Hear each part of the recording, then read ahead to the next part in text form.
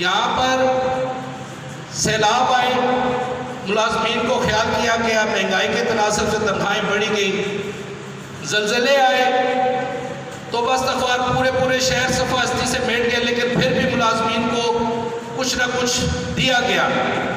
ये वाहिद गवर्नमेंट है जो दावेदार थी कि मुलाजमीन को हम इतना कुछ देंगे कि उनसे संभाला ही नहीं जाएगा, लेकिन बदकिस्मती से बिल्कुल नज़रअंदाज किया गया और महंगाई का जो तूफान ऑलरेडी था वो ऊपर पेट्रोल का जो बम गिराया उससे बुरी तरह एक मुलाजम पिस चुका है।